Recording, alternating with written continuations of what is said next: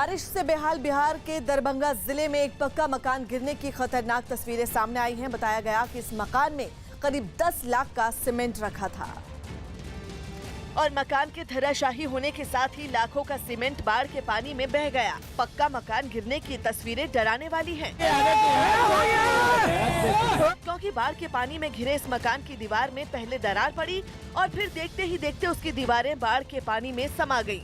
मकान का पहला हिस्सा गिरते ही लोगों के चीखने चिल्लाने की आवाजें आने लगी, जिसके थोड़ी ही देर बाद मकान का दूसरा हिस्सा भी भरभरा कर गिर गया और देखते ही देखते पूरा मकान खत्म हो गया। बिहार में बाढ़ की मार झेल रहे लोग प्रशासन की अनदेखी से बुरी तरह नाराज हैं। कहीं नावों की बोली लग रही है तो कहीं लोग बाढ़ का गंदा पानी पीने को मजबूर हैं। सीतामढ़ी में तो बाढ़ की वजह से 15 लोगों की मौत हो गई, जबकि सैलाब में बहे कई लोगों का अब तक पता नहीं चल पाया। बाढ़ के बीच फंसे लोग भूखे प्यासे रहने को मजबूर हैं, जिसकी वजह से हालात गंभीर मोड़ पर हैं। चारों तरफ बाढ़ है, लेकिन बूंद बूंद के लिए लोग संघर्ष कर रहे हैं। एक गांव में तो सिर तक डूबे 2 बच्चों को जान पर खतरा लेकर पीने के लिए पानी लाते हुए देखा गया। एक पल के लिए ऐसा लगा जैसे दोनों बच्चे डूब रहे हों। उनकी तरह एक दूसरे आदमी को खाने के लिए फल और दूसरा सामान एक पतीले में लाते हुए देखा गया। ये आदमी भी सिर तक डूबा था। बाढ़ पीड़ित खुद को मौत के मुंह में डालने के लिए इसलिए मजबूर हैं क्योंकि प्रशासन 500 से ज्यादा लोगों पर एक ही नाव दे रहा है। उसमें भी ये शर्त रखी गई है कि 500 लोगों को नाव सिर्फ 2 घंटे के लिए ही दी जाएगी। मतलब राहत के नाम पर बाढ़ पीड़ितों के साथ खिलवाड़ जारी है। इस गांव के लोग फंसे हुए हैं इस टापू पर और प्रशासन की नजर इस पर नहीं है। जब यहाँ के लोग प्रशासन से बात कर रहे हैं तो उन्हें 2 घंटे के लिए टेम्पररी तौर पर ये नाव दिया जा रहा है और वो नाव भी किस तरह का है वो आप देख सकते हैं। एक बार में 6, 7, 8 लोग से ज़्यादा इस नाव पर सफ़र नहीं कर सकते हैं। अगर इससे ज़्यादा होता है तो जरूर कोई बड़ा हादसा हो सकता है। एक नाव और उसके साथ 1000 शर्तों का बोझ लोगों के लिए उठाना मुश्किल हो रहा है। यही वजह है कि कई लोग जान जोखिम में डालकर ट्यूब की मदद से इस पार से उस पार जाने को मजबूर दिखे। मुजफ्फरपुर के एक इलाके में तो लोगों को नाव में सफर करने के बदले पैसे देते हुए देखा गया। बताया गया कि नाव में सफर करने के लिए हर बाढ़ पीड़ित को 20 रुपए तक देने पड़ रहे हैं। जो पैसे नहीं देता या जिसके पास पैसे नहीं होते उसे नाव में बैठने तक नहीं दिया जाता। और ये खतरा लोगों को इसलिए लेना पड़ रहा है क्योंकि बिहार के बाढ़ प्रभावित इलाकों में नावों की भारी कमी हो गई। लोगों का आरोप है कि सरकार एक गांव पर भी एक नाव नहीं दे पा रही है और इसका नतीजा ये हुआ कि बाजारों में नाव के भाव आसमान पर चढ़ गए। एक नाव खरीदने के लिए कई लोग खड़े दिखे। मतलब हालात एक अनार 100 बीमार वाले हो गए। एक नाव के 5 खरीदार यहाँ पर पहुँच गए हैं। नाव कौन लेकर जाएगा? जिसके पास सबसे अधिक पैसा होगा वही लेकर जा सकता है। 3 से 4 हजार रुपए की एक नाव के लिए लोग 5000 से लेकर 20,000 रुपए तक देने के लिए तैयार हो गए। दुकान के सामने नाव की बोली लगाई जाने लगी। नाव खरीद ले जाएंगे? हाँ, 10,000 हम देंगे। 15,000 हम देंगे। भाई हम पहले से पैसा दिए हुए हैं, बिना 3,000 रुपया मेरा सामान रहेगा, हम ले जाएंगे। नाव तैयार भी नहीं हुई लेकिन लोग उसे ले जाने के लिए लड़ने लगे। इस दौरान बीच में 2 और लोग कूद पड़े जिन्होंने नाव की बोली को और उलझा दिया। कुछ लोग तो नाव खरीदने के लिए मुंह मांगे पैसे देने को भी तैयार हो गए। लेकिन जिस आदमी ने नाव खरीदने के लिए एडवांस दिया था वो नाव छोड़ने के लिए तैयार ही नहीं हुआ। भाई आप लोग बोलिए, हम 18,000 दे रहे हैं। हम 20,000 देंगे। ऐसे में कैसे काम चलेगा? पीछे लीजिए, आप पीछे आए हैं, पीछे लीजिए। बहस के बीच एक और आदमी कूद पड़ा। उसने तो ये दलील दे डाली कि जिसके इलाके में पानी ज्यादा होगा नाव पहले उसे मिलेगी। क्या पानी ज्यादा है, नाव वहीं जाएगी। अरे भाई मेरे पहले मेरा तो बात सुनिए। आपसे ज्यादा पानी मेरे पास है। नहीं, चल के देखिए। आप चल के देखिए। 3 रोज से यहाँ फंसे हुए हैं हम। बिहार में बाढ़ से हालात कितने खराब हैं ये इसी से समझा जा सकता है कि लोग 3 से 4 हजार रुपए की एक नाव के 20,000 रुपए तक देने के लिए तैयार हैं। क्योंकि आधे बिहार में बाढ़ के पानी ने लोगों की जिंदगी पटरी से उतार दी है। बिहार में बाढ़ की वजह से अब तक 103 लोगों की मौत हो चुकी है, जबकि 55 लाख से ज्यादा लोग बाढ़ से प्रभावित हुए हैं। मौसम विभाग के मुताबिक जुलाई महीने में औसत से 6% ज्यादा बारिश हुई है, लेकिन बिहार के ज्यादातर हिस्सों में बाढ़ की बड़ी वजह नदियों के जलस्तर में हुई बढ़ोतरी। नदियों के जलस्तर में बढ़ोतरी की वजह से तटबंध टूट जाते हैं और नदियों का पानी कई जिलों में बाढ़ ले आता है। इन तटबंधों की मरम्मत पर हर साल सरकार सैकड़ों रुपए, करोड़ों रुपए खर्च करने का दावा करती है, लेकिन ये तटबंध अब तक बाढ़ को रोक पाने में नाकाम रहे। सिर्फ बिहार ही नहीं, उत्तर प्रदेश समेत कई राज्यों में तटबंध बाढ़ की वजह बन चुके हैं, जिसके लिए लोग सरकार को जिम्मेदार मानते हैं। बिहार में भी लोगों में सरकार के खिलाफ काफी गुस्सा है। बाढ़ पीड़ितों को एक वक्त का खाना भी मुश्किल से नसीब हो रहा है, जिसकी एक झलक सुपौल में देखने को मिली। मकान तो डूबे ही, खेत भी डूब गए। बाढ़ के पानी में गेहूं के दाने भी फूल गए। एक आदमी की आंखों में बाढ़ की बर्बादी का दर्द साफ नजर आया। गेहूं का हाल देखिए, नतीजा देखिए, हम लोग क्या खाएंगे, कैसे रहेंगे? कोई नहीं है देखने वाला यहाँ पर। माल मवेशी सब मर गया, बच्चा भी डूब करके मर रहा है। बीजेपी के नेता खुद अपनी सरकार की गंभीरता पर सवाल खड़े करते नजर आए। हम बीजेपी के नेता हैं, मगर कितना आवाज हम उठाए, जिला पदाधिकारी को फोन किए, एसडीओ साहब को फोन किए, पानी नहीं है। अभी सर आप आए हैं, हकीकत देख लीजिए, 4 रोज से लोग भूखा हुआ है। बाढ़ पीड़ित नावों की कमी से भी जूझते नजर आए। बताया गया कि गांव के लोगों ने पैसे मिलाकर 30 दिन के लिए एक नाव किराए पर ली। दरभंगा में तो सैकड़ों लोग बाढ़ का गंदा और बीमार कर देने वाला पानी पीने के लिए मजबूर हो गए। लोगों ने इसके लिए राज्य की नीतीश सरकार को जिम्मेदार ठहराया और अपना दर्द भी बयां किया। बाढ़ में अपना सब कुछ गंवा चुके लोग बर्तनों में बाढ़ का गंदा पानी ले जाते हुए नजर आए। ये पानी वो भी पी रहे हैं और इससे सैकड़ों लोगों का खाना भी बन रहा है, लेकिन प्रशासन को इसकी अब तक कोई खबर नहीं। ये पानी किस लिए लेकर आ रहे हैं? पानी लेके जा रहे हैं सर, इसी पानी से खाना बनाता है, बाल बच्चा को अपनों भी पीते हैं सर, इसी पानी से। बाढ़ प्रभावित दूसरे इलाकों में भी लोग गंदा पानी पीने के लिए मजबूर हैं, लेकिन इतने खराब हालात होने के बाद भी सरकार इन लोगों तक नहीं पहुंच पाई है। प्रशासन की अनदेखी और बाढ़ प्रभावित इलाकों में बदहाली से गुस्साई भीड़ ने तो मोतिहारी में 2 अधिकारियों की पिटाई कर दी। बाढ़ पीड़ित वहां मुआवजे के लिए प्रदर्शन कर रहे थे, लेकिन अधिकारियों की एक टीम वहां पहुंची तो भीड़ उन पर टूट पड़ी। बाढ़ का तो लोगों में गुस्सा पहले से ही था। ऐसे में जब अधिकारी सामने आए तो उन्हें दौड़ा दौड़ा कर पीटा गया। अधिकारियों की पिटाई करने के बाद इलाके में उनका जुलूस भी निकाला गया। इससे पहले भीड़ में भी 2 अधिकारियों की पिटाई हुई। इस हंगामे के दौरान पुलिस वाले भी वहीं थे, लेकिन बाढ़ पीड़ितों को शांत कराने की बजाय वो खुद पीछे शांत खड़े रहे। बिहार में बाढ़ के बाद बने इन हालात पर सरकार निशाने पर आ गई, जिसके बाद बीजेपी को भी इस पर सफाई देनी पड़ी। लगभग 15 से ज्यादा जिले प्रभावित हो गए हैं, करीब 25-30 लाख लोग प्रभावित हुए हैं, लेकिन सरकार उनको राहत देने के लिए आपदा के तहत जुटी हुई है। बिहार के दरभंगा में प्रशासन की तरफ से मदद नहीं मिलने के बाद अब गांव वालों ने खुद ही अपने गांव को बचाने की कोशिश शुरू कर दी है। कुछ जगहों पर तो गांव वाले पानी को घरों में घुसने से रोकने के लिए बांस और बोरी की मदद से बांध के पास दीवार खड़ी करने की कोशिश करते दिखाई दिए। हालांकि लोगों को कम ही भरोसा है कि उनकी इस कोशिश से उनके घर बच पाएंगे, लेकिन उन्हें अब प्रशासन से ज्यादा भगवान पर भरोसा है। लोगों को डर सता रहा है कि अगर नदी के पानी ने सड़क तोड़ दी तो पूरा का पूरा गांव ही बह जाएगा। प्रेम कुमार जो मंत्री है बिहार सरकार का, वो देख के पानी गए, यहाँ पानी है, फिर भी वो 1 सेकंड इधर देखे नहीं, रुके नहीं।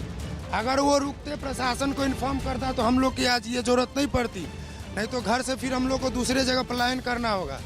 देखिए, हम लोग प्रयास तो पूरा कर रहे हैं, लेकिन अब भगवान भरोसे है। जब कोई देखने वाला नहीं है सर, यहाँ न प्रशासन है न कोई है, कोई सुन लेने वाला नहीं है, तो भगवान भरोसे है। लगा कि 5 आदमी प्रभावित हो जाएगा, 5 आदमी से प्रभावित होगा, पूरा गांव प्रभावित हो जाएगा, एक भी आदमी नहीं बच पाएगा इसमें।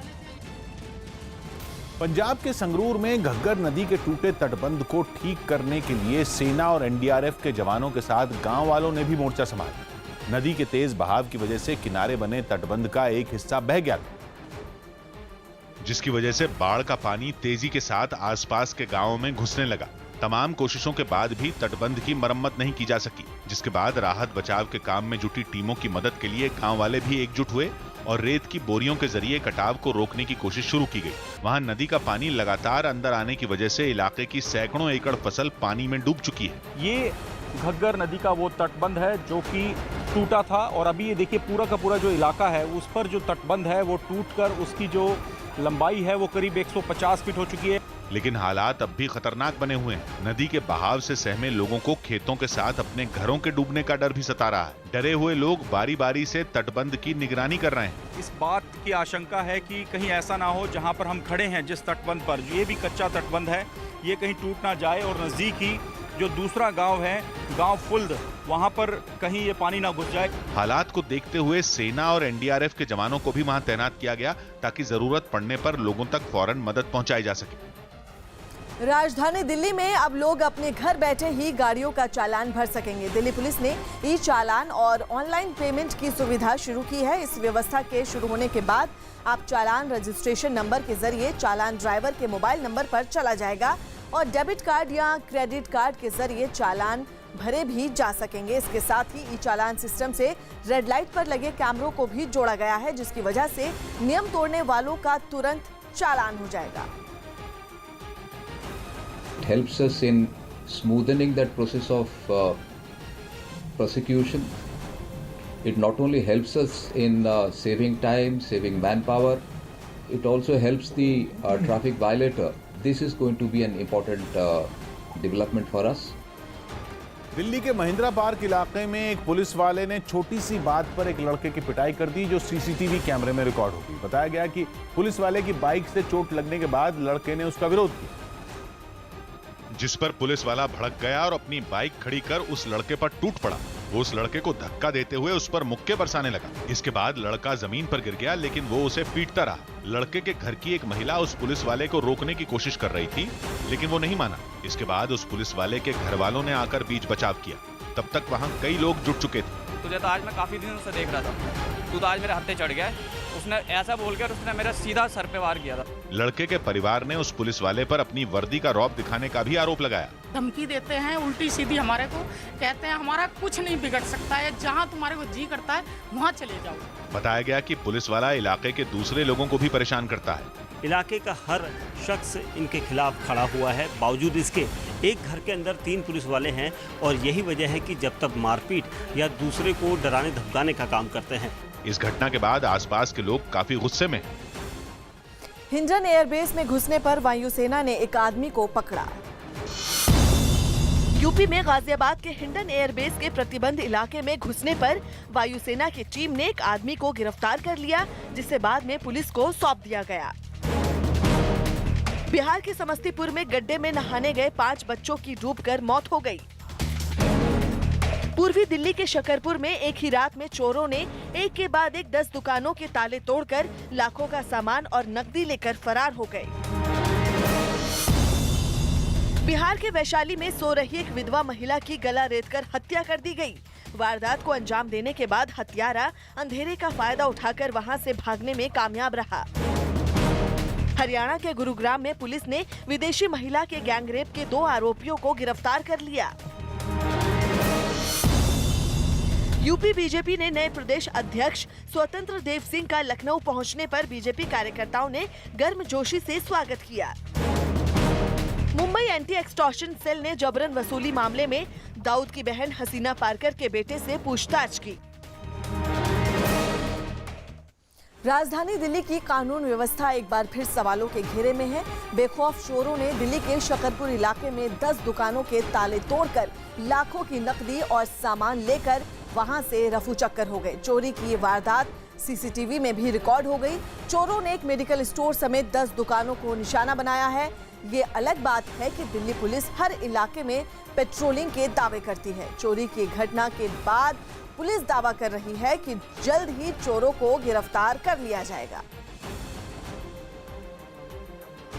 तुर्की में इस्तांबुल के पास एक इलाके में भारी बारिश की वजह से भीषण बाढ़ आ गई। इस बाढ़ की चपेट में आने से 23 से ज्यादा गांव डूब गए, जिनमें शामिल कुछ इलाकों से हेलीकॉप्टर की मदद से बाढ़ में फंसे लोगों को बचाया गया। ऐसे ही एक इलाके में एक आदमी हेलीकॉप्टर से लगी रस्सी से लटका नजर आया। उसे बाद में सुरक्षित जगह पर ले जाया गया। इसी तरह 50 से ज्यादा लोग बचाए गए। वहां आई बाढ़ के भीषण होने का अंदाजा एक गली में बह रहे पानी को देखकर लगाया जा सकता है। उस वक्त पानी की रफ्तार इतनी तेज थी कि सड़क पर खड़ी भारी भरकम गाड़ियां भी पानी के सामने नहीं टिक पाईं। बाढ़ का पानी सड़कों पर नदी की तरह बहता दिखा। एक सड़क पर पानी के तेज बहाव में एक कार बह गई। इसी तरह बाढ़ अपने साथ दर्जनों गाड़ियों को बहा कर ले गई। सड़कों पर कई फीट पानी जमा हो गया। ये पानी लोगों के मकानों और दुकानों में घुस गया। बाढ़ की चपेट में आए तुर्की के ये इलाके काला सागर के तट पर, जहां बाढ़ की वजह से कई मकान भी ढह गए, जिनका मलबा और सड़क से बही गाड़ियां काला सागर तक पहुंच गईं। बाढ़ से तबाही ऐसी मची कि कई इलाकों का संपर्क ही टूट गया। जो लोग मकानों में फंसे थे उनके लिए बाहर निकलने का कोई रास्ता नहीं बचा। बाढ़ आने के बावजूद कई इलाकों में लगातार बारिश होती रही, जिससे और ज्यादा तबाही की आशंका जताई गई। बाढ़ में बही कई गाड़ियां निचले इलाकों में भी जमा नजर आईं। उनमें शामिल एक वैन में एक आदमी फंस गया, जो बाद में वैन की छत पर चला गया। कुछ ही देर में वो दूसरी गाड़ियों की छतों पर चलते हुए सड़क किनारे तक पहुंचने की कोशिश करने लगा। हालांकि पानी का बहाव ज्यादा होने की वजह से वो कई घंटों तक वहीं फंसा रहा। उत्तर पश्चिम तुर्की में आई इस बाढ़ से हुए नुकसान का अंदाजा भी नहीं लगाया गया है। कांग्रेस महासचिव प्रियंका गांधी मिर्जापुर के चुनार गेस्ट हाउस में अब भी डटी हुई हैं। प्रियंका ने जमानत लेने से इनकार कर दिया है। प्रियंका गांधी समेत कई कांग्रेस नेता भी मिर्जापुर के चुनार गेस्ट हाउस में मौजूद हैं। यूपी के सोनभद्र हिंसा में मारे गए लोगों के परिवार से मिलने के लिए प्रियंका वहां जाने पर अड़ी हुई हैं। प्रियंका ने ट्वीट करके भी ये साफ कर दिया है कि वो सोनभद्र हिंसा में मारे गए लोगों से बिना मिले वापस नहीं जाएंगी। हम इस वक्त कांग्रेस की राष्ट्रीय महासचिव प्रियंका गांधी वाड्रा के कमरे के बाहर हैं। 20 घंटे से ज़्यादा हो गए हैं और प्रियंका गांधी को यहीं पर पुलिस हिरासत में रखा गया है। उनके ऊपर शांति भंग की आशंका में 151, 107, 16 की कार्रवाई की गई है और इस कार्रवाई के बाद अब प्रियंका गांधी को 50,000 का मुचलका भरना होगा। उसके बाद ही प्रियंका गांधी समेत जो 10 कार्यकर्ता हैं वो रिहा हो पाएंगे। हालांकि प्रियंका गांधी ने ट्वीट करके कहा है कि वो मुचलका नहीं भरेंगी और उसके आगे जो मर्जी हो वो प्रशासन की हो। लेकिन एक बात उन्होंने अब भी अडिग है उस बात पे कि वो सोनभद्र जाएंगी ज़रूर और पीड़ितों से, उनके परिवार से मिलेंगी ज़रूर। फिलहाल प्रियंका गांधी कमरे के अंदर हैं तो बाहर कांग्रेस के कार्यकर्ता धरने पर बैठे हैं। अब भी पूरी रात सभी कार्यकर्ता यहीं बैठे रहे। और आपको बता दें कि इस भीषण यहाँ पर चुनार किला है, ये गंगा नदी के किनारे है, तो ऐसे में यहाँ पर भीषण उमस और गर्मी है और इसी हालात में प्रियंका गांधी को यहाँ कूलर में पूरी रात बितानी पड़ी। कई बार रात में गर्मी हुई तो उन्होंने उससे बचने के लिए बाहर आके अपने कार्यकर्ताओं के साथ बातचीत शुरू की। कई बार बातचीत का दौर रहा, कभी किसी कार्यकर्ता से तो कभी किसी जिले में, और इसी तरीके से प्रियंका गांधी की पूरी रात बीती चुनार किले में। हमारे साथ कांग्रेस के सीनियर लीडर पीएल पुनिया जी भी हैं जो यहाँ पर प्रियंका गांधी से मिलने पहुँचे हैं यहाँ पर चुनार किले में। उनसे बात करते हैं। ये अब जिस तरीके की क्या रणनीति है, क्योंकि प्रियंका जी ने अपना रुख साफ कर दिया है कि वो बिना मिले जाएंगे नहीं। देखिए, प्रशासन कल कोशिश करता रहा। हम उनसे कहा और प्रियंका जी ने स्पष्ट रूप से कहा कि मैं अकेली चले जाऊंगी, 2 आदमियों के साथ चले जाऊंगी। हम आपको परेशान नहीं करना चाहते। हमारा उद्देश्य कोई राजनीति करना नहीं है, बल्कि सीधे सीधे जो पीड़ित परिवार हैं उनसे मिलने का है। तो इसमें कोई कठिनाई नहीं होनी चाहिए। लेकिन जिद है वो पूरा ना हो जाए इसलिए, और यहाँ पर व्यवस्था के नाम पर यहाँ लेके आए हैं तो कम से कम बिजली की व्यवस्था तो करनी जानी चाहिए। इन्होंने सुझाव दिया कि बनारस में वो होटल में व्यवस्था करा देते हैं। उन्होंने कहा कि मैं यहाँ एसी के कमरे में बैठने के लिए आई हूँ कि हाँ आप लेके आए हैं, मैं यहाँ हूँ और परिवार के लोग यहाँ से नज़दीक हैं तो परिवार के लोगों से मिल के जाएंगे, कोई घूमने फिरने थोड़ी आए हैं। तो दुर्भाग्य है कि जिद है प्रशासन की या सरकार की और उन्होंने पीड़ित परिवारों का और उनका कोई ख्याल नहीं है। उनके ऊपर 107-16 की और 151 की भी कार्रवाई की है और उनको 50,000 की, प्रियंका गांधी को 50,000 का मुचलका भर के अपनी जान। ये मजाक हो रहा है। इसलिए हम जा रहे हैं, एक सामान्य नागरिक के हैसियत से हम जा रहे हैं, एक राजनीतिक दल के लोग हैं। उन्होंने कह दिया, स्पष्ट रूप से कह दिया, तो इसमें कोई बात नहीं है। और ये प्रशासन की प्रॉब्लम है, ये प्रियंका जी की प्रॉब्लम नहीं है कि हम सामान्य रूप से आए हैं और वहाँ परिवार से मिलने जाएंगे। आप लोग सब अडिग हैं उनके यहाँ जाना? हम सभी कार्यकर्ता लोग अडिग हैं। माननीय प्रियंका गांधी जी जब तक गरीबों के नरसंहार जो पीड़ित हैं उनसे जब तक नहीं मिलेंगी तब तक हम लोग यहीं धरने में बैठे रहेंगे और किसी भी प्रकार उनके चाहे जितनी दमनकारी नीतियां अपनी पॉलिसियां अपनाए हो, जो कि आप समझ लीजिए कैदी को तो बिजली, पानी, सफाई, खाना वगैरह सब मिलता है, मगर यहाँ पर किसी भी प्रकार कोई सुविधा न मिलते हुए सभी को भारी यातनाएं दी जा रही है। अब क्या रणनीति है? हम अपने नेता के फैसले के साथ खड़े हैं। आदरणीय श्रीमती प्रियंका गांधी जी ने स्पष्ट तौर से ये कहा है, सरकार से कहा है ट्वीट के माध्यम से कहा है, लगातार उनसे बात अपनी की है, अधिकारी भी आए, लगातार उनसे बात करने के बाद उन्होंने बड़ा स्पष्ट संदेश दिया है, या तो जेल भेजो नहीं तो उन पीड़ित परिजनों से मुलाकात कराओ। रघुपति राघव क्यों गा रहे हैं आप? हम लोग इसलिए गा रहे हैं कि अब तो कम से कम योगी जी को, सरकार को सद्बुद्धि आ जाए, इसीलिए हम लोग पति पतावन सीताराम रघुपति राघव राजा राम गा रहे योगी के लिए।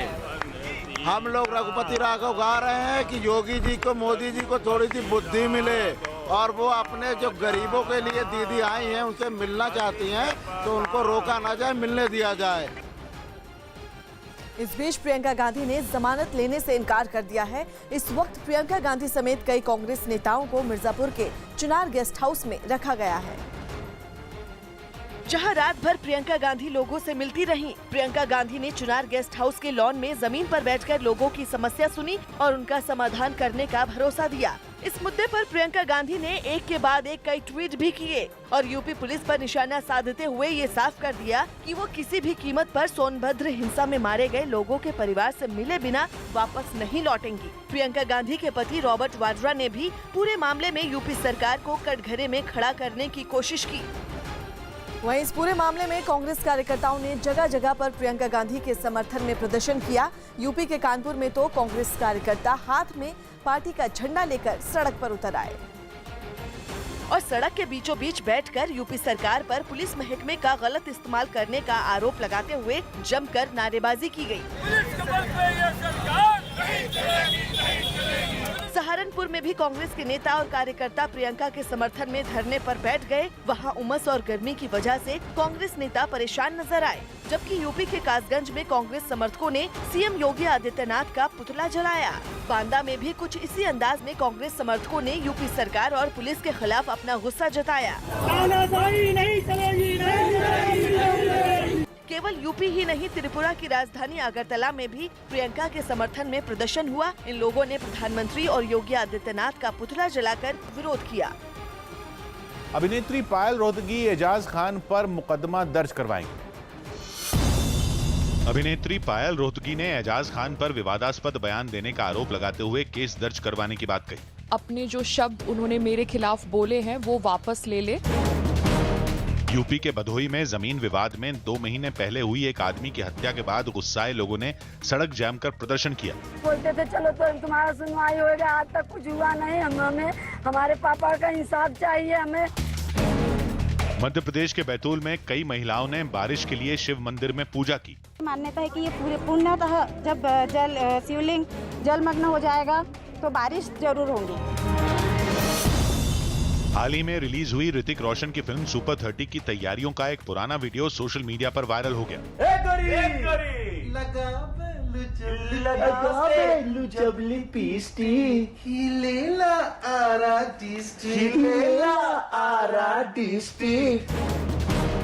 चीन में बारिश की वजह से एक गाड़ी के अंदर फंसे एक बच्चे और उसके परिवार को रेस्क्यू टीम ने बचा लिया।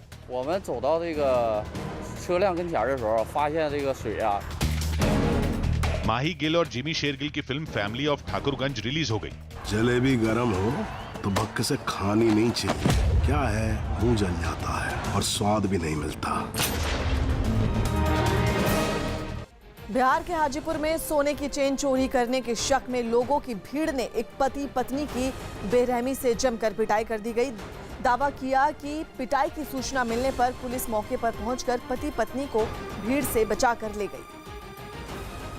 लेकिन पुलिस के पहुंचने से पहले लोगों की भीड़ ने एक महिला को जमीन पर पटक दिया और उसे पीटने लगे। महिला का पति जब उसे भीड़ से बचाने पहुंचा तो लोगों ने पहले उस पर थप्पड़ बरसाए। इसके बाद जब वो जमीन पर बैठ गया तो एक आदमी ने इत्मीनानन उसे बेल्ट से पीटना शुरू कर दिया। इस बीच लोगों ने चोरी की चेन तलाश करने के लिए उसका पर्स भी छीन लिया। इसके बाद लोगों ने महिला के पति की पैंट उतार दी और उसे लात और घूंसों से बेरहमी से पीटा गया। इस बीच एक महिला जमीन पर लेटी महिला को लात मारने लगी। लोगों की बेरहमी की हद तो तब पार हो गई जब लोगों ने महिला के कपड़े उतार कर उसे पीटना शुरू कर दिया। हालांकि कुछ लोगों ने बीच बचाव कर महिला को कपड़े दिए।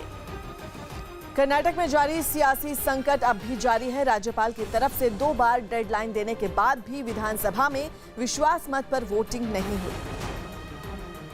और घंटों तक चली कार्रवाई के बाद स्पीकर रमेश कुमार ने विधानसभा को सोमवार 11 बजे तक के लिए स्थगित कर दिया। विधानसभा की कार्रवाई के दौरान बीजेपी के विधायक लगातार फ्लोर टेस्ट की मांग करते रहे। बीएस येडियुरप्पा तो अपनी सीट से उठकर पार्टी के दूसरे विधायकों से बातचीत करते भी नजर आए, लेकिन स्पीकर ने विधानसभा की कार्रवाई स्थगित करके कर्नाटक विधानसभा में कुमारस्वामी सरकार का शक्ति परीक्षण 2 दिन आगे बढ़ा दिया, जिसके बाद सदन से बाहर आए बीएस येडियुरप्पा ने सोमवार को कांग्रेस और जेडीएस की गठबंधन सरकार गिरने का दावा कर दिया। I think Monday will be the last day for this Kumaraswamy's government. लेकिन मुख्यमंत्री कुमारस्वामी इस मुद्दे पर कुछ भी बोले बिना वहां से निकल गए, जबकि कांग्रेस ने राज्यपाल के इस पूरे मुद्दे में बोलने को गलत ठहराते हुए सोमवार तक इंतजार करने के लिए कहा। On Monday we are putting the vote of confidence to vote and it will be decided. इससे पहले राज्यपाल ने चिट्ठी लिखकर दोपहर 2 बजे तक विश्वास मत साबित कराने को कहा था। बाद में रात 12 बजे से पहले वोटिंग कराने को कहा गया, लेकिन ऐसा नहीं हुआ। मुंबई के एक अस्पताल में कर्नाटक के विधायक श्रीमंत पाटिल से मिलने पहुंची महाराष्ट्र कांग्रेस की कार्यकारी अध्यक्ष यशोमती ठाकुर ने खूब हंगामा किया। कांग्रेस का आरोप है कि उसके विधायक श्रीमंत पाटिल को गठबंधन सरकार गिराने के लिए अगवा करके मुंबई के अस्पताल में भर्ती करवाया गया है और इसीलिए यशोमती ठाकुर श्रीमंत पाटिल से मिलने अस्पताल पहुंची, लेकिन वहां मौजूद पुलिस ने उन्हें श्रीमंत पाटिल से मिलने से रोक दिया, जिसके बाद यशोमती ठाकुर और पुलिस वालों के बीच खूब कहासुनी हुई। यहां तक कि यशोमती ठाकुर ने पुलिस पर विधायकों की खरीद फरोख्त में साथ देने का भी आरोप लगा दिया। इसी दौरान यशोमती ठाकुर ने हॉस्पिटल स्टाफ और पुलिस कर्मियों से श्रीमंत पाटिल से मिलने की जिद की, लेकिन जब उनकी बात नहीं मानी गई तो उन्होंने हॉस्पिटल के कर्मचारियों का हाथ पकड़कर उसे झकझोर दिया, जिसके बाद वहां मौजूद पुलिस वालों ने यशोमती ठाकुर को अस्पताल से जाने के लिए कहा, लेकिन यशोमती ठाकुर अपनी पार्टी के विधायक से मिलने की बात पर अड़ी रहीं और पुलिस वालों को खूब खरी खोटी सुनाई। कांग्रेस का दावा है कि जिस अस्पताल में श्रीमंत पाटिल का इलाज हो रहा है वहां कार्डियक यूनिट ही नहीं है, जबकि श्रीमंत पाटिल की जो तस्वीर सामने आई है उसके मुताबिक वो दिल की बीमारी का इलाज कराने के लिए भर्ती हुए हैं। बीएसपी अध्यक्ष मायावती ने अपने भाई आनंद कुमार की नोएडा में 400 करोड़ की बेनामी संपत्ति जब्त किए जाने के मामले में बीजेपी सरकार पर हमला बोल दिया। मायावती ने आरोप लगाया कि चुनाव के समय बीजेपी ने करोड़ों रुपए जुटाए थे। जिसे बेनामी संपत्ति बताते हुए मायावती ने आरोप लगाया कि बीजेपी दलित और पिछड़ी जाति के लोगों को दबा रही है। ये मैं बीजेपी एंड कंपनी और आरएसएस के लोगों को खुली चेतावनी देती हूँ, चाहे आप कितने भी हथकंडे इस्तेमाल कर लो, बीएसपी बिल्कुल घबराने वाली नहीं है, डरने वाली नहीं है, झुकने वाली नहीं है और मैदान में डटी रहेगी। मायावती के आरोपों पर बीजेपी भी हमलावर नजर आई और मामले को भ्रष्टाचार से जुड़ा बताया। मायावती जी को इतना कहूंगा कि भ्रष्टाचार के मामलों को दलित, पिछड़ा, आगड़ा, हिंदू, मुसलमान में बांटने की बात ना करें। इस बीच जेडीयू ने भी मायावती को सरकारी कामों में राजनीति न करने की सलाह दी। जांच एजेंसियां अपने तरीके से साक्ष्य और तथ्यों के आधार पर निर्णय लेती हैं। जांच एजेंसियों को अपना काम करने देना चाहिए। अपने सांसद आजम खान पर जमीन हथियाने के आरोपों की जांच अब खुद अखिलेश यादव की बनाई गई कमेटी करेगी। अखिलेश यादव ने इस मामले के लिए एसपी के विधायकों की एक टीम बनाई है। समाजवादी पार्टी की ये टीम जौहर यूनिवर्सिटी भी जा सकती है। ये कमेटी अपनी रिपोर्ट अखिलेश यादव को सौंपेगी। आजम खान पर विश्वविद्यालय के लिए किसानों की जमीन पर जबरन कब्जे का आरोप है। गरीब रथ ट्रेन ना तो बंद होगी और ना ही इसका किराया बढ़ाया जाएगा। ये जानकारी रेल मंत्रालय ने दी है। एक रिपोर्ट के मुताबिक रेलवे ने काठगोदाम से जम्मू और काठगोदाम से कानपुर सेंट्रल के बीच चलने वाली गरीब रथ ट्रेनों को 4 अगस्त से दोबारा चलाने का फैसला किया है।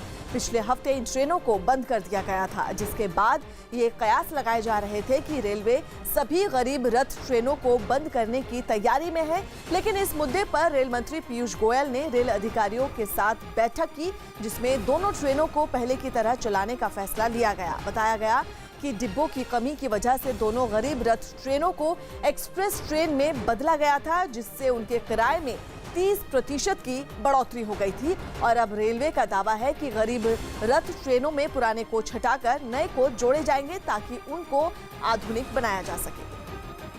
एंड्रॉयड फोन में मौजूद एजेंट स्मिथ नाम का एक खतरनाक वायरस मोबाइल और नेट बैंकिंग के लिए बड़ा खतरा बन गया। इस वायरस के जरिए हैकर फोन में मौजूद बैंकिंग से जुड़ी जानकारियां चुरा कर किसी को भी चपत लगा सकते हैं और फोन इस्तेमाल करने वाले ग्राहक को इसकी भनक तक नहीं लगेगी। न्यूज 18 से बातचीत के दौरान एक एक्सपर्ट ने फोन को हैक कर उसमें डाले गए पासवर्ड और दूसरी जानकारियों को अपने लैपटॉप की स्क्रीन पर दिखा दिया। अगर मैं यहाँ से डिलीट करता हूँ तो वहाँ से भी डिलीट हो जाता है। यहाँ पर मैं कुछ अगर पासवर्ड एंटर करूँ तो ये पासवर्ड भी यहाँ पर दिखाई देने लगता है। बताया गया इस वायरस के जरिए हैकर मोबाइल बैंकिंग इस्तेमाल करने वालों के खाते से आसानी से पैसा ट्रांसफर कर सकते हैं। नेट बैंकिंग हो, ऑनलाइन बैंकिंग हो या फिर मोबाइल बैंकिंग हो, कहीं ना कहीं आपके अकाउंट के ऊपर जो है वो एजेंट स्मिथ का जो है वो एक सबसे बड़ा प्रभाव पड़ सकता है। और एजेंट स्मिथ नाम के इस वायरस से बचने के लिए लोगों को फोन का इस्तेमाल करते वक्त सावधान रहने की हिदायत दी गई। फोन को पूरा फैक्ट्री रीसेट या फॉर्मेट करके उसको जो आपके ऐप से वो रीइंस्टॉल करें। रीइंस्टॉल करने से पहले एक एंटीवायरस, एंटी मालवेयर या एंटी स्पाईवेयर आपके फोन में रहना बहुत जरूरी है। ये वायरस तेजी के साथ एंड्रॉयड फोन में फैलता जा रहा है। बैंकिंग सिक्योरिटी से जुड़े मामलों में आरबीआई को सलाह देने वाली संस्था national payments corporation of India के मुताबिक एजेंट स्मिथ नाम का ये वायरस अब तक करीब 1.5 करोड़ एंड्रॉयड फोन को अपनी चपेट में ले चुका है। ये वायरस पहले तो फोन में मौजूद ऐप को करप्ट कर देता है और फिर उनके जरिए फोन के डेटा में घुसपैठ कर लेता है। वायरस की चपेट में आने के बाद फोन पर पॉपअप के जरिए कई तरह के अनचाहे विज्ञापन आने लगते हैं। एक बार फोन में वायरस पहुंचने के बाद हैकर फोन में मौजूद हर छोटी बड़ी जानकारी को आसानी से हासिल कर सकता है। खासकर मोबाइल बैंकिंग और ई वॉलेट के पासवर्ड को हासिल कर वो लोगों के खाते से रकम भी उड़ा सकता है। यूपी के इटावा में समाजवादी पार्टी के पूर्व विधायक रामेश्वर सिंह यादव और पूर्व जिला पंचायत जुगेंद्र सिंह यादव के घर पर 2 बदमाशों ने सरेआम फायरिंग की ये पूरी घटना पास में ही लगे सीसीटीवी में रिकॉर्ड हो गई। सीसीटीवी में साफ दिखाई दिया कि 2 लोग रामेश्वर सिंह की घर की तरफ आते हैं और पिस्तौल निकालकर फायरिंग कर देते हैं। हालांकि इस फायरिंग में कोई घायल नहीं हुआ। पूर्व विधायक रामेश्वर सिंह का आरोप है कि इस हमले के पीछे विधान परिषद के सभापति रामेश यादव के भतीजे का हाथ है। ये रमेश जो सभापति जी हैं जी, उनका भाई का लड़का है, उनका भतीजा है। पहले भी कई बार गोली चलवा चुके हैं और ये इतना सिरफिरा आदमी है कि इसने पुलिस को भी मारा थाने में। सीसीटीवी कैमरा पूरे मोहल्ले में भगदड़ मच गई। मध्य प्रदेश के मुख्यमंत्री कमलनाथ का खून बहाने की धमकी देने वाले बयान पर विधानसभा में कांग्रेस के विधायकों ने जमकर हंगामा किया। एक दिन पहले बीजेपी नेता सुरेंद्र नाथ सिंह ने बिजली के मुद्दे पर प्रदर्शन के दौरान कमलनाथ का खून बहाने की धमकी दी, जिससे नाराज कांग्रेस के विधायकों ने विधानसभा में हंगामा किया और बीजेपी के खिलाफ नारेबाजी की। हंगामे के बाद खुद मुख्यमंत्री कमलनाथ मीडिया के सामने आए और बीजेपी पर जोरदार हमला किया। ये तो सदन ने पूरी निंदा करी है। ये जो भाजपा की संस्कृति है ये उजागर हो रही है। वहीं प्रदेश के गृह मंत्री बाला बच्चन ने बीजेपी नेता सुरेंद्र नाथ सिंह पर कार्रवाई के संकेत दिए। कानून को जो हाथ में लेंगे, कानून अपना काम करेगा, कानून से कोई भी बड़ा नहीं है। जबकि बीजेपी ने कांग्रेस के विधानसभा में हंगामा करने पर निशाना साधते हुए प्रश्नकाल को बाधित करने का आरोप लगाया। कांग्रेस प्रश्नकाल को बाधित कर सकती है क्योंकि वो सरकार में है। ये गलत है। अगर कांग्रेस कोई चर्चा चाहती है तो हम चर्चा को तैयार हैं। राजस्थान के चूरू में परिवार में हुई अनबन के बाद पानी की टंकी पर चढ़ गया, जिसके बाद वहां तमाशा खड़ा हो गया। पुलिस ने काफी मशक्कत के बाद उस आदमी को सुरक्षित नीचे उतारा। लेकिन जैसे ही उस आदमी ने पानी की टंकी पर चढ़कर तमाशा करना शुरू किया, टंकी के नीचे लोगों की भीड़ जुट गई। इस बीच पुलिस भी मौके पर पहुंची, जिसके बाद एक पुलिस वाला और कुछ लोग पानी की टंकी पर पहुंचकर उस आदमी को नीचे उतारने की कोशिश में जुट गए। उस आदमी को एक पुलिस वाले ने पकड़कर नीचे बैठा दिया। दावा किया गया कि वो आदमी शराब के नशे में था, जिसकी वजह से पुलिस को उसे समझाने में काफी दिक्कत हुई। करीब 1 घंटे तक पुलिस और लोग उसे समझाते रहे। आखिरकार जब वो नहीं माना तो बाद में लोगों ने उसे रस्सी से बांधा और उठाकर जबरन नीचे उतार दिया गया। नीचे आ जाने के बाद भी उस आदमी ने अपना तमाशा जारी रखा। तब तक वहां लोगों की भारी भीड़ जुट गई थी और उसके उतरने की खबर मिलते ही लोग तेजी से टंकी की तरफ जाने लगे। उस आदमी को नीचे उतारने के बाद पुलिस उसे अस्पताल ले गई। दिल्ली में कुछ फ्लैट खरीदारों ने दिल्ली विकास प्राधिकरण पर करोड़ों रुपए के घोटाले का आरोप लगाया। लोगों ने आरोप लगाया कि उनसे LIG फ्लैट का पैसा लेकर EWS यानी जनता कैटेगरी के फ्लैट दे दिए, जो कि साइज में काफी छोटे निकले और उनमें एक डबल बेड डालने भर की जगह भी नहीं है। इसमें डबल बेड कैसे आएगा आप अंदाज़ा लगा सकते हैं। ये 7 फुट बाई 9 फुट का है और ये दरवाज़ा हटा दिया गया है क्योंकि दरवाज़ा अंदर खुलता था। तब जब दरवाज़ा खुलेगा तो आप कमरे में जा ही नहीं सकते, बेड कैसे आएगा। लोगों ने आरोप लगाया कि डीडीए ने विज्ञापन तो LIG कैटेगरी के फ्लैट के लिए निकाला था और उनसे रकम भी LIG फ्लैट की ही जमा कराई गई, लेकिन उनको जो फ्लैट दिए गए वो EWS कैटेगरी के निकले। इनका बड़ा आरोप है कि करोड़ों का स्कैम जो है वो डीडीए ने किया है। LIG फ्लैट्स के पैसे लिए लेकिन थमाए गए EWS फ्लैट्स। नरेला में एक महिला ने अपनी पूरी जमा पूंजी लगाकर LIG फ्लैट के लिए आवेदन किया, लेकिन जब फ्लैट मिला तो उसमें इतनी जगह भी नहीं थी कि एक छोटा परिवार रह सके। प्लीज मुझे मेरा मकान पैसे वापस दिलवा दो। आज के डेट में मैं बहुत परेशान हूँ। परेशान लोग अपना फ्लैट लौटाना चाहते हैं, लेकिन डीडीए की पॉलिसी की वजह से वो ऐसा भी नहीं कर पा रहे हैं। और ये आरोप एक दो परिवारों के नहीं बल्कि फ्लैट खरीदने वाले ज्यादातर परिवारों की डीडीए से ऐसी ही शिकायतें। बताया गया कि 2014 से 2017 के बीच डीडीए ने दिल्ली की अलग अलग जगहों पर 39,000 फ्लैट बनाए थे, जिनमें HIG यानी हाई इनकम ग्रुप के लिए 3 BHK फ्लैट बनाए गए थे, जबकि MIG यानी मिडिल इनकम ग्रुप के लिए 2 BHK फ्लैट और LIG यानी लो इनकम ग्रुप के लिए 1 BHK फ्लैट तैयार किए गए। इसके अलावा EWS कैटेगरी यानी इकोनॉमिकली वीकर सेक्शन में आने वाले लोगों के लिए सस्ते जनता फ्लैट भी बनाए गए। लोगों के आरोपों की हकीकत जानने के लिए न्यूज़ 18 की टीम दिल्ली के नरेला इलाके में पहुंची और वहां बनाए गए डीडीए के LIG फ्लैट का मुआयना किया। ये LIG फ्लैट 1 BHK होने के बावजूद बड़े साइज के थे और उनमें सुविधाएं भी ज्यादा थी। यानी 13 फुट इसकी लंबाई है और 10.5 चौड़ाई है। और यहाँ पर एक कमरा ये है, बेडरूम है। यहाँ पर ये भी अच्छा खासा बड़ा एक कमरा है। लोगों का कहना है कि उनको यही बड़े फ्लैट मिलने थे, लेकिन डीडीए ने धोखाधड़ी कर उनको जनता फ्लैट दे दिए। हालांकि डीडीए ने धोखाधड़ी के आरोपों से साफ इनकार कर दिया और पूरा ठीकरा छोटे कर्मचारियों के सिर पर फोड़ दिया। ब्रोशर में लिखा है वो सच है। अगर कहीं किसी चिट्ठी में या कम्युनिकेशन में चला गया कि ये EWS है तो वो किसी एक छोटे कर्मचारी की या किसी फील्ड ऑफिसर की इग्नोरेंस से गया है। फिलीपींस के पास समंदर से उठा डनास तूफान ताइवान से टकरा सकता है। इस तूफान से खतरे को देखते हुए वहां की सेना ने बचाव की तैयारी शुरू कर दी, जिसके दौरान उन्होंने राहत के काम में मदद के लिए अपने टैंक सड़कों पर उतार दिए। ये टैंक पानी पर भी आसानी से चल सकते हैं। डनास तूफान समंदर किनारे बसे इलाकों में भारी तबाही मचा सकता है, इसीलिए बचाव दल के सदस्यों ने समंदर में सर्फिंग कर रहे लोगों को फौरन बाहर निकलने की हिदायत दी। तूफान आने से पहले समंदर में ऊंची ऊंची लहरें उठती नजर आईं। तूफान से बचने के लिए समंदर में नाव न ले जाने का आदेश भी जारी कर दिया गया। आदेश के बाद कई नाव समंदर किनारे खड़ी नजर आईं। डनास के टकराने से पहले ही ताइवान के कई इलाकों में भारी बारिश हो रही है। इस दौरान तेज हवाओं ने भी लोगों की मुसीबत बढ़ा दी। तूफान की वजह से वहां के एक एयरपोर्ट से उड़ान भरने वाले विमानों को रोक दिया गया, जिसके बाद एयरपोर्ट पूरी तरह खाली नजर आया। आशंका जताई गई कि फिलीपीन सागर से उठा डनास तूफान ताइवान के साथ जापान से भी टकरा सकता है। हावड़ा जमशेदपुर स्टील एक्सप्रेस में यात्रियों ने हंगामा किया।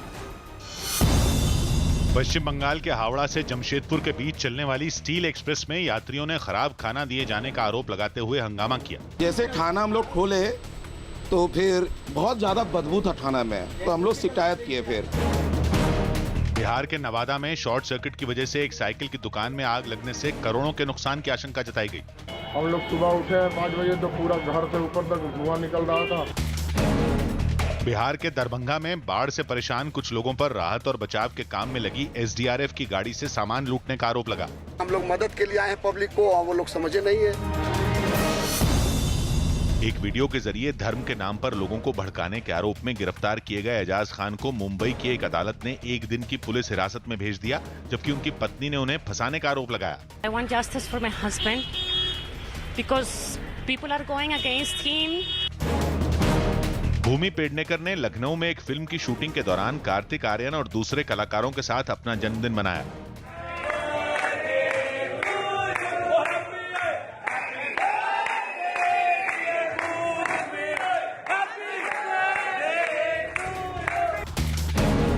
Film fast and furious Hobbs and Shaw 2 अगस्त को रिलीज होगी।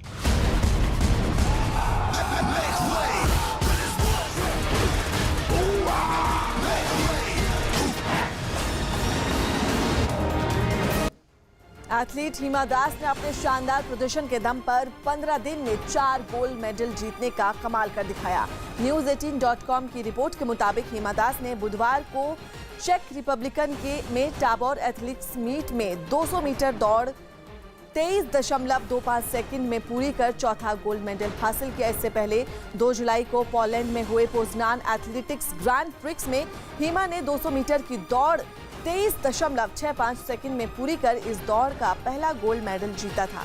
इसके बाद हिमा ने पोलैंड में हुई आयोजित कुटनो एथलेटिक्स मीट में दूसरा गोल्ड मेडल जीता और फिर चेक रिपब्लिकन में हुए क्लांडो एथलेटिक्स मीट में 200 मीटर इवेंट में उन्होंने तीसरा गोल्ड मेडल अपने नाम किया। एक के बाद एक 4 गोल्ड मेडल जीत चुकी हिमा दास असम की रहने वाली हैं, जो इन दिनों भीषण बाढ़ की चपेट में है, जिसे देखते हुए हिमा ने अपने वेतन का आधा हिस्सा बाढ़ प्रभावित लोगों की मदद के लिए मुख्यमंत्री राहत कोष में दान कर दिया। मध्य प्रदेश के हरदा में कांग्रेस के छात्र संगठन national students union of India के कार्यकर्ताओं ने एक कॉलेज में पढ़ाए जाने वाले 2 कोर्स बंद होने पर हंगामा किया। बताया गया कि नए सेशन से कॉलेज में बीबीए और बीसीए के कोर्स अचानक बंद कर दिए, जिस पर गुस्साए एनएसयूआई के कार्यकर्ताओं ने कॉलेज की प्रिंसिपल को उनके दफ्तर में कैद करते हुए बाहर से ताला लगा दिया, जबकि प्रिंसिपल अपने दफ्तर के गेट पर ही खड़ी थी। एनएसयूआई के कार्यकर्ता नारेबाजी भी करने लगे।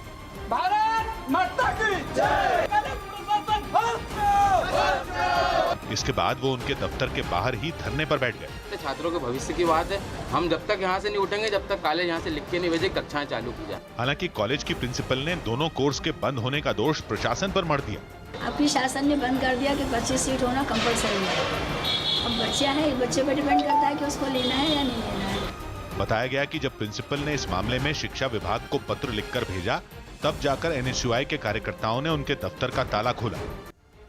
दिल्ली के पास गुरुग्राम में पुलिस ने विदेशी महिला के रेप के मामले में पुलिस ने 2 लोगों को गिरफ्तार किया है। दोनों आरोपियों को आज कोर्ट में पेश किया जाएगा। आरोप है कि गुरुवार की देर रात विदेशी महिला सहारा मॉल के एक नाइट क्लब से देर से निकली थी और उसने द्रोणाचार मेट्रो स्टेशन के लिए ऑटो किया था, लेकिन ऑटो ड्राइवर उसे शीतला कॉलोनी ले गया, जहां उसके साथ बलात्कार किया गया। काफ़ी प्रयास के बाद जो युवक है उनकी पहचान की गई और इसमें एक सद्दाम जो शीतला कॉलोनी में रहता है गुरुग्राम में, उसको गिरफ्तार कर लिया गया है। जो उसका साथी है उसकी अभी तलाश जारी है, शीघ्र उसे भी गिरफ्तार कर लिया जाएगा। दिल्ली पुलिस की स्पेशल सेल ने ड्रग सप्लाई करने वाले एक गिरोह का पर्दाफाश करते हुए 600 करोड़ रुपए की हेरोइन बरामद की। बताया गया कि हेरोइन की ये खेप अफगानिस्तान से लाई गई, जिसकी जानकारी मिलने पर स्पेशल सेल की टीम ने 150 किलो हेरोइन के साथ 5 लोगों को गिरफ्तार कर लिया। पकड़े गए लोगों में 2 अफगानी भी शामिल हैं। पकड़े गए लोगों के पास से कई लग्जरी गाड़ियां भी बरामद की गईं, जिनके जरिए हेरोइन की सप्लाई की जाती थी। दिल्ली पुलिस की स्पेशल सेल ने एक ऐसे रैकेट को बस्ट किया है जिसमें 2 अफगानी थे और उसके साथ ही कुल 5 लोगों को जाकिर नगर के इसी घर से उन्हें गिरफ्तार किया गया। पुलिस ने बताया कि ये हेरोइन अफगानिस्तान से कच्चे तरीके से लाई जाती थी और बाद में गिरोह के लोग इसे नशा करने लायक हेरोइन में बदल देते थे। ये जलालाबाद के जो अफगानी नेशनल्स पकड़े गए हैं, इनका काम यहाँ पर आकर के उसी सेटअप को पूरा बनाना, ये दोनों केमिकल एक्सपर्ट हैं। ये दिल्ली में बरामद की गई हेरोइन की अब तक की सबसे बड़ी खेप। पुलिस के मुताबिक आरोपी अफगानिस्तान से हेरोइन की तस्करी के लिए जूट के थैलों का इस्तेमाल करते हैं। इसके लिए वो हेरोइन को केमिकल में घोलकर उसमें जूट के थैलों को भिगो देते और इन जूट थैलों को सुखाकर भारत भेज दिया जाता था। दिल्ली लाकर इन थैलों से केमिकल के जरिए हेरोइन निकाल ली जाती थी और फिर इस तैयार हेरोइन को पंजाब और श्रीलंका में सप्लाई किया जाता था। इस पूरे काम में अख्तर और रहमत नाम के 2 अफगानी इन आरोपियों की मदद करते थे। मैं हूं किशोर अजवाणी। आज की ताजा खबर जारी है।